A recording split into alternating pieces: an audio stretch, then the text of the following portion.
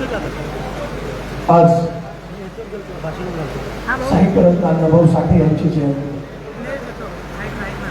साहित्यरत्न अण्णाभाऊ साठे नेहमी म्हणायचे ही व्यवस्था भ्रष्टाचाराने रंगीन झाली, ही संसद हेजड्यांची हवेली झाली, मी न्याय मागू तर कुणाकडे मागू. आज तुमच्या सगळ्याच्या समोर बोलताना स्वर्गीय महादेव भाऊ मुंडे यांना न्याय मिळावा. गेल्या 21 महिन्यापासून महादेव भाऊ मुंडे यांचं कुटुंब हे प्रत्येकाच्या दारामध्ये जात आहे, न्याय मागतोय, पण त्या न्यायाची हाक कुणाच्या कानावरती पडली नाही. आमचं दुःख कुणी ऐकून घेतलं नाही, आमचं दुःख कुणाकडे सांगावयाची व्यवस्था नाही.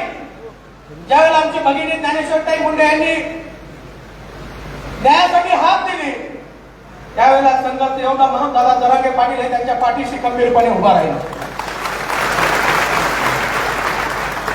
मला बोलताना सांगितलं की थोडक्यात बोला, वेळ कमी आहे, दुःख एवढं मोठं आहे थोडक्या शब्दामध्ये संपणार नाही. अरे जी ज्ञानेश्वरताई आमची न्याय मागती आहे, 21 महिन्यापूर्वी आमच्या भाऊजी स्वर्गीय महादेवजी मुंडे यांची हत्या परळीमध्ये तहसील कार्यालयासमोर होते. 21 महिन्यामध्ये एकही आरोपी सापडत नाही. त्यांचे बंधू सतीश भाऊ फड, ज्ञानेश्वरताई मुंडे, छोटी छोटी लेकरं, वृद्ध आई वडील हे सगळेजण न्यायासाठी भटकतात. एक छोटी मागणी केली होती, हा तपास बीडच्या एनसीबी कडे द्या. अनेक वेळेला पत्र दिली, गोल गोल उत्तर दिलं, आम्हाला बाहेर काढून दिलं. ज्या दिवशी मनोजदादा जरांगे पाटील ज्ञानेश्वरताईच्या घरी आले त्या दिवशी अटॅकीची स्थापना या बीडच्या पोलिसांनी केली.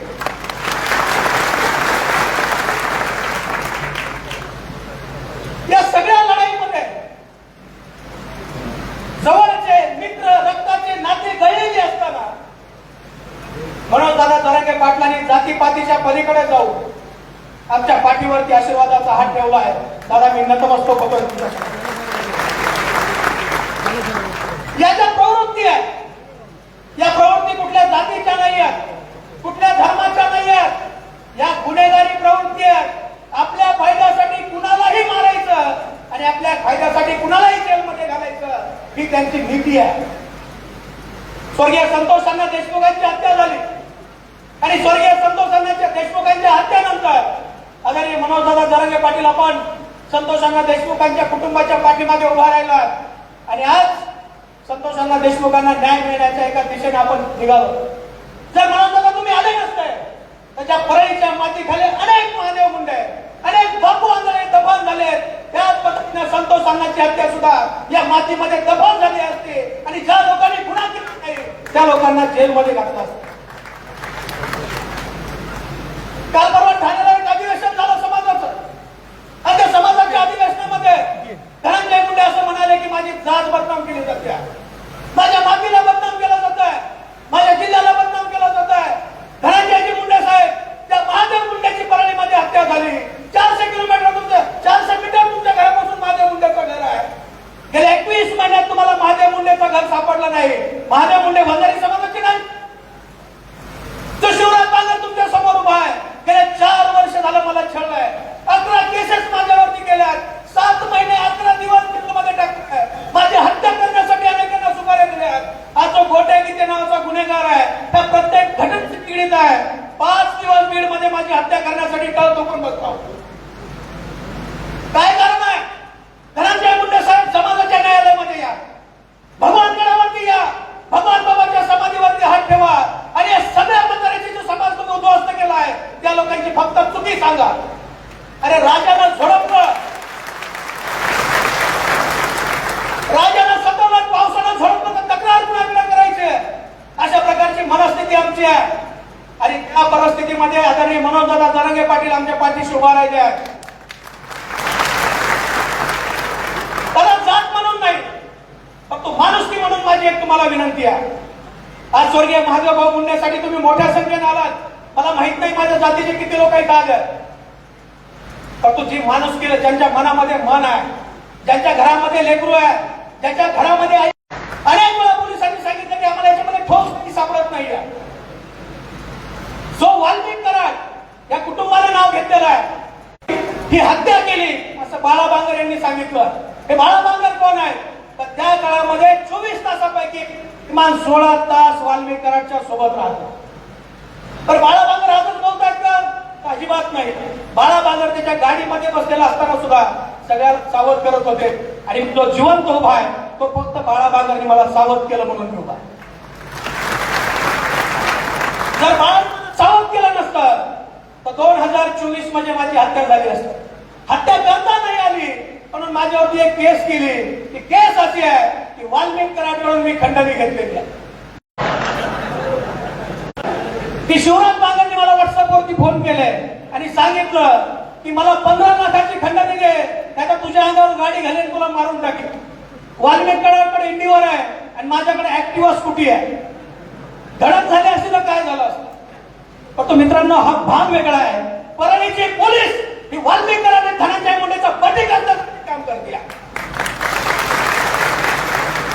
अरे कोट्याधीश सरकार चोर भामटा दारुडाच्या वेळेला सांगतो की बापू आंधळेची हत्या बबन गीते आणि महादेव गीते या सगळ्यांनी केली आहे. तुम्ही त्याच्यावरती विश्वास ठेवता?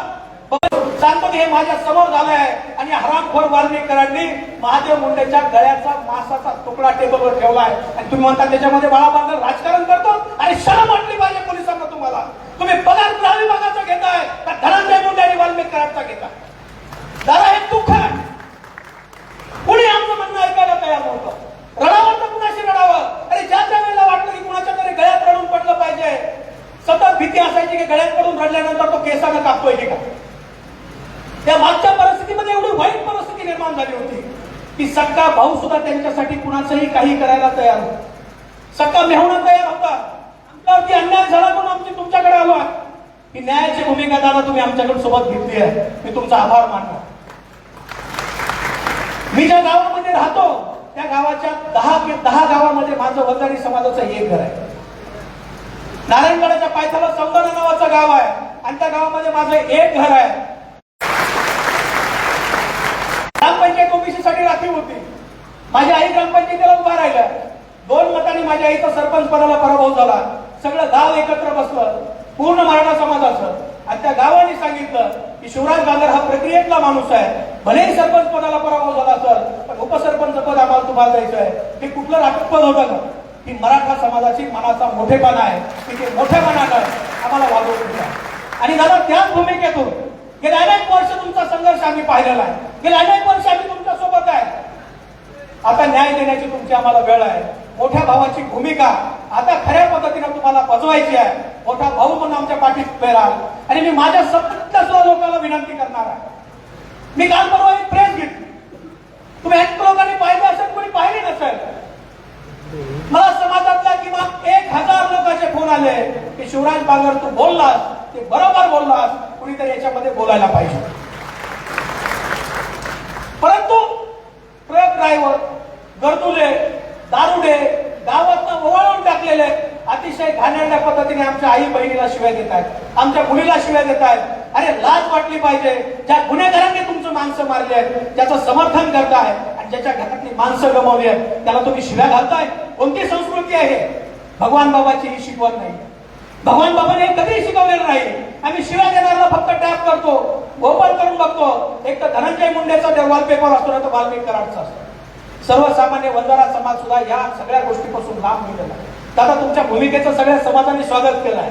भलेही ते समोर येऊ शकत नसतील, भलेही ते भाषण करू शकत नसतील, परंतु तुमचं मनापासून सगळ्या समाजाने स्वागत केलंय. दादा तुम्ही न्यायाची भूमिका घेतली आहे. जे त्यांच्या मनात आहे, जे त्यांच्या मनात आहे ते करू शकले नाही. आमच्या मनातली भूमिका तुम्ही पूर्ण करता. तुमच्या बाजूला स्वर्गीय संतोष अण्णा देशमुख यांचे बक्कू बसले आहेत. धनंजयजी देशमुख ज्या काळामध्ये धनंजय मुंडेच्या वाऱ्याला आणि वाल्मिक कराडच्या वाऱ्याला लोक घाबरत होती त्यावेळेला देशमुख कुटुंबाने मोठ्या धैर्यानं आणि मोठ्या ताकदीनं लढा दिला. आणि म्हणून वाल्मिक कराड सारखे जे गुन्हेगार आहेत आज जेलमध्ये, उरलेले सगळे लोक जेलमध्ये जातील. कारण कुठल्याही न्यायालयामध्ये माफी मिळू शकते पण नियतीच्या न्यायालयामध्ये कधीही माफी मिळत नाही. नियती जिवंत आहे आणि प्रत्येकाने आम्हाला सांगितलं होतं की दम काढ, नियती न्याय करेल. अरे आज मला वाटतंय की नियती न्याय करते आणि त्या नियतीनंच मनोज दादा जरांगे पाटलांना आमच्या पाठीशी उभा केलं. न्यायाची अपेक्षा आहे आणि न्याय तुम्ही द्याल याच्यापेक्षा दुसरा कुठलाही विश्वास नाही. आमच्या सगळ्यांचं दुःख हे तुमच्या पायाशी आणून ठेवलंय. आता त्या दुःखाचं काय करायचंय, त्या दुःखाचं ओझं तुमच्याकडे आहे ते तुम्ही ठरवा. आणि आपण सगळेजण मोठ्या संख्येने आलात, सगळ्या समाजातले आलात, सगळ्या धर्मातले आलात. मी नतमस्तक होऊन तुमच्यासमोर आभार व्यक्त करतो की तुम्ही आमचं दुःख समजून घ्यायला आलात. जे ज्ञानेश्वरीताई मुंडे समोर बसले आहे, आमची मीराताई इथं बसली आहे, प्रत्येक जणाचं वेगळं दुःख आहे. आमचा प्रकाश बसलाय, आमच्या त्या ठिकाणी मुकुंद गीतेचे वडील बसले आहेत आणि ज्या लोकांनी ती सुद्धा मारली नाही तो लोक जेलमध्ये आहेत आणि ज्या लोकांनी लोक भाजीपाल्यासारखी कापली त्याच पोलिसाच्या उरावरती नाचत फिरताय. त्यामुळे ही न्यायाची भूमिका दादा तुम्ही घ्यावी एवढीच विनंती करतो आणि मी थांबतो. धन्यवाद. जय शिवराय, जय भीम, जय भगवान.